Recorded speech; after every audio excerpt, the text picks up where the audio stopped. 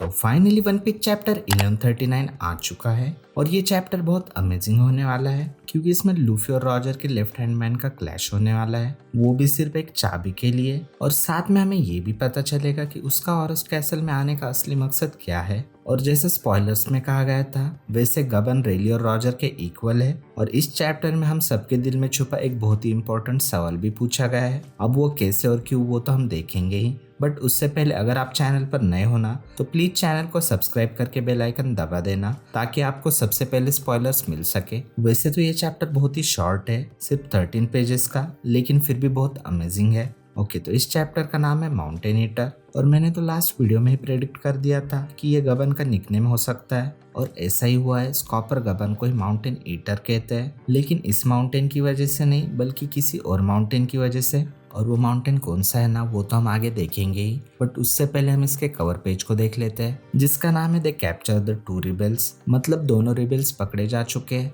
जिसमें दो shadow figures को हुजू के सामने लाया जाता है और वो उन्हें सजा देने के लिए अपनी कटाना निकल रहा है। और देखने से ऐसा लग रहा है कि ये उल्टी और पेज वन हो सकते हैं क्योंकि दोनों के ही हॉर्न्स है और दिखने में सेम वैसे ही लग रहे हैं। फिर ये चैप्टर ऑरेस्ट कैसल में लूफी और गैंग के साथ शुरू होता है। जायंट गार्ड्स कहते हैं कि उन्हें नहीं पता कि लोकी के चेन्स की चाबी कहाँ है, इसलिए लूफी और गैंग उसे ढूंढना शुरू करते हैं, लेकिन कैसल इतना बड़ा है कि उन्हें कुछ नहीं मिलता। फिर उन्हें थ्रोन रूम मिलता है और वो उसके अंदर जाते हैं और अंदर जाते ही वो लोग देखते हैं कि सीलिंग में एक बड़ा होल बना है और फ्लोर पर एक बड़ा मैजिक सर्कल है। लूफी कहता है ये क्या है, तो नामी कहती है एक मैजिक सर्कल जैसा लग रहा है जो बुक्स में देखने को मिलता है। रोड कहता है कुछ कंट्रीज में ऐसे रिचुअल्स होते हैं जो डीमंस को समन करने के लिए या कुछ और चीजों के लिए यूज होते हैं। रोड साथ में ये भी कहता है कि रॉयल चैम्बर में ऐसा कुछ क्यों है, ये तो बहुत क्रीपी है। लूफी कहता है मुझे लग रहा है कि मैंने रिसेंटली ऐसा कुछ देखा है। तभी उन्हें अचानक से एक आवाज सुनाई देती है जो कहती है स्ट्राइट लूफी। तो लूफी पूछता है कौन बोला,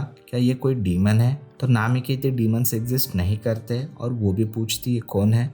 रोड कहता है कि ये डेड स्पिरिट तो नहीं, और रोड कैसे कहते हैं कि ह्यूजेक्स रोड की तरफ आती है जिससे वो बड़ी मुश्किल से बचता है। तब लूफी और जोरो तुरंत जंप करते हैं और लूफी अपना हाथ स्ट्रेच करके नामी को गिरने से बचाता है। उसके बाद लूफी नामी को जोरो के हवाले कर देता है जो उसे अपनी बाहों में उठाता है। और हमने पिछले चैप्टर में जिस मिस्टीरियस आदमी को देखा था ना वो हमें थ्रोन पर बैठा नजर आता है, जिसे देखकर रोड कहता है अरे मिस्टर या आप यहाँ क्या कर रहे हैं? तभी हमें उसका इंट्रोडक्शन बॉक्स दिखाते हैं। Human habitant of Elbaf, former pirate यासान। यासान कहता है मैंने कैसल से एक एब नॉर्मल हाकी फील की थी लेकिन अब यहाँ पर नहीं है और यहाँ आने पर मुझे तुम लोग मिले। मैंने तुम्हारे बारे में सुना है स्ट्राइट लूफी, कहते कि तुमने काइडो को हरा दिया। यह सुनकर मेरा भी मन हो रहा है कि मैं सालों बाद वानो कुनी वापस जाऊं। यासन एक्चुअली रॉजर पायरेट्स का ही स्कॉपर गबन है। उसका लुक काफी चेंज हो चुका है, लॉन्ग हेयर और वही सनग्लासेस जो ओडन के फ्लैशबैक में दिखाए गए थे, लेकिन अब उसके फेस पर एक लंबी दाढ़ी है जिसमें एक चोटी है और फोरहेड पर एक बड़ा स्कार है जो फ्लेम जैसे दिख रहा है। उसने हवाइन शर्ट और शॉर्ट्स पहने हैं।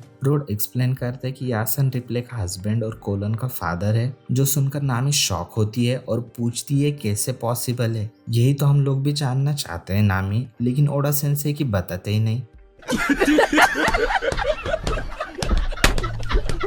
फिर यासन थ्रोन से नीचे आता है और सबसे बात करने लगता है। यासन कहता है प्यार का मतलब ही आज़ादी है। हिस्ट्री में काफ़ी बार रेसेस मिक्स हो चुकी है, जैसे कि बकानियर्स, दोसुंदा दास, long leg long neck tribe, वोटन्स। इन हाइब्रिड्स के लिए सर्वाइव करना डिफिकल्ट है, लेकिन हर एरा में लोगों की सोच फ्लेक्सिबल रही है। जोरो कहता है लगता है तुम्हें काफ़ी कुछ पता है, वैसे तुम कौन हो? यासन कहता है मैं हूँ मिशनरी ऑफ लव। लूफी कहता है जब सांजी बूढ़ा हो जाएगा तो वो भी ऐसे ही बात करेगा। वैसे ओल्ड मैन हम लोकी के चेन्स की चाबी ढूंढ रहे हैं। तो रोड कहते हैं उसे ये सब क्यों बता रहे हो? लूफी कहता है अच्छा ठीक है मैंने कुछ नहीं कहा, सब भूल जाओ। तो यासन सोचते हुए कहता है अच्छा लोकी, मुझे दूसरों की वजह से होने वाले झगड़े काफी पसंद है। क्या तुम जानते हो लोकी का नेचर कैसा है? अगर कुछ बुरा हो गया तो तुम क्या करोगे? लूफी कहता है मैं उसे मारूंगा और वापस लॉक कर दूंगा। यासन कहता है क्या तुम्हें पता है जब तक रेड हेयर शैंक्स ने उसे कैप्चर नहीं किया था ना तब तक कोई भी लोकी को रोक नहीं पाया था।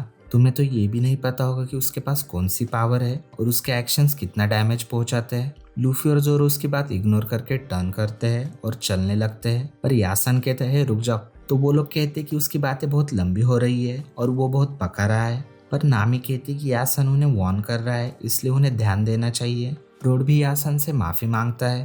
पहले तो लूफी और जोरो का बिहेवियर देखकर यासन शॉक होता है, लेकिन फिर उसके चेहरे पर एक मुस्कुराहट आती है, मानो जैसे उसे रॉजर और रेली के साथ बिताया अपना वक्त याद आ गया हो। फिर एक छोटा फ्लैशबैक दिखाया जाता है। रॉजर कहता है, मैं वार्निंग सुन सुनकर थक चुका हूँ, तुम डर रहे हो ना? तो रेली और गबन कहते हैं, हमने ऐसा कब कहा? रॉजर कहता है, अगर मुझे रोकना चाहते हो तो आके कोशिश करो। गबन कहता है, हम लोग तो बस ये कह रहे हैं कि रिस्क को समझना भी बहुत जरूरी है।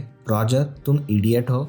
फिर प्रेजेंट में यासन कहता है, रोड उस थ्रोन को पुश करो। और जैसे रोड उस थ्रोन को पुश करता है, सीन सीधा शिफ्ट होता है विलेज पार्टी पर, जहाँ ओइमो उसोप और बाकी लोगों को यासन के बारे में बता रहा है। ओइमो कहता है, रॉजर पायरेट्स में 2 ऐसे लोग हैं जो बाकी सबसे बहुत ज्यादा पावरफुल है। तो उसोप पूछता है, रेली के अलावा और भी कोई है? तो ओइमो कहता है, हाँ, एक बार रॉजर को ट्रीटमेंट के लिए एक हॉस्पिटल में ले गए थे, पर वो हॉस्पिटल माउंटेन के बीच था और पूरा हॉस्पिटल एनिमी पायरेट से घिरा हुआ था। तब सिर्फ एक आदमी ने अपनी 2 कुल्हाड़ियों से 100 से भी ज्यादा लोगों को हरा दिया, और जब बैटल खत्म हुआ तब पूरे माउंटेन पर एक भी पेड़ नहीं बचा था, और तब से सब उसे माउंटेन ईटर कहते हैं। फिर सीन ऑरेस्ट कैसल पे शिफ्ट होता है और एक बहुत ही अमेजिंग डबल पेज में रोड लूफी और बाकी सबको अपने हाथों में उठाकर थ्रोन के नीचे एक सीक्रेट पैसेज में ले जा रहा है, और नीचे सीक्रेट ट्रेजर रूम तक जाने वाली सीढ़ियां भी है। नामी खुश होकर कहती, यासान, मुझे तुमसे ज्यादा तुम्हारा ट्रेजर पसंद है। लूफी कहता है, ट्रेजर? रोड कहता है, मिस्टर या, आपको इस जगह के बारे में कैसे पता? यासन कहते, क्या तुम भूल गए, एक्सप्लोरेशन मेरी हॉबी है। सही में यासान, आपने बहुत कुछ एक्सप्लोर किया है। फिर गैंग ट्रेजर रूम पहुंचती है, लेकिन अंदर से सारा ट्रेजर गायब है और चेस्ट भी खाली है, सिर्फ एक चाबी रूम के सेंटर में रखी है। नामी कहती है, ट्रेजर कहाँ है? ये सब तो बस खाली बॉक्सेस है, तुमने झूठ बोला। तो यासन कहते हैं, अरे अरे, मुझे ब्लेम मत करो, ये खाली कैसल है, ऑब्वियसली यहाँ पहले ही कोई चोर चोरी कर चुका होगा। हाँ यासान, आपको कैसे पता होगा? आप तो कहीं और ही डाका डालने में बिजी थे। लूफी कहता है, की? तो यासान कहते हैं, हाँ, ये वही चीज है जो चोरों को भी नहीं चाहिए। फिर लूफी की लेने के लिए आगे बढ़ता है, लेकिन यासान उसके सामने जंप करते हैं। फिर वो अपनी रोब और कासा हैट उतारने लगते हैं। यासन कहते, दूसरे शब्दों में कहूँ तो लोकी की आजादी एक ऐसी चीज है ना जो विलन्स को भी नहीं चाहिए। फिर सीन शिफ्ट होता है विलेज पार्टी पर। ओइमो और काशी रॉजर पायरेट्स के उस आदमी की स्टोरी फिनिश करते हैं। ओइमो कहता है, वो आदमी पिछले 20 सालों से एल्बप में रह रहा है। तो स्ट्रॉट क्रू चौंक कर कहते हैं, क्या सच में? तो ओइमो और काशी कहते हैं, वो एक लीजेंडरी फिगर है जो रॉजर और रेली के बराबर है। फिर सीन शिफ्ट होकर लूफी और स्कॉपर गबन के बीच का शोडाउन दिखाते हैं, जहाँ स्कॉपर गबन उस की को पकड़े खड़ा है और लूफी का सामना करने के लिए रेडी है। स्कॉपर गबन कहता है, तो बताओ, क्या तुम मुझसे ये की ले सकते हो? लूफी भी उससे फाइट करने के लिए रेडी है और लूफी कहता है, हाँ जरूर। स्कॉपर गबन कहता है, अगर तुम्हें लगता है कि तुम इसे ले सकते हो तो लेकर दिखाओ। और फाइनली यहाँ पर ऑफिशियली स्कॉपर गबन रिवील होता है। तभी ओइमो और काशी कहते हैं, पायरेट किंग का लेफ्ट आर्म स्कॉपर गबन। और यहीं पर ये शॉर्ट बट अमेजिंग चैप्टर खत्म होता है। तो गाइज, अगर आपको वीडियो अच्छा लगा हो ना तो प्लीज़ वीडियो को लाइक कर देना, और अगर आप चैनल पर नए हो ना तो प्लीज़ चैनल को सब्सक्राइब करके बेल आइकन दबा देना, ताकि आपको सबसे पहले स्पॉयलर्स मिल सके। और हाँ गाइज, एक बैड न्यूज़ है कि नेक्स्ट वीक ब्रेक है।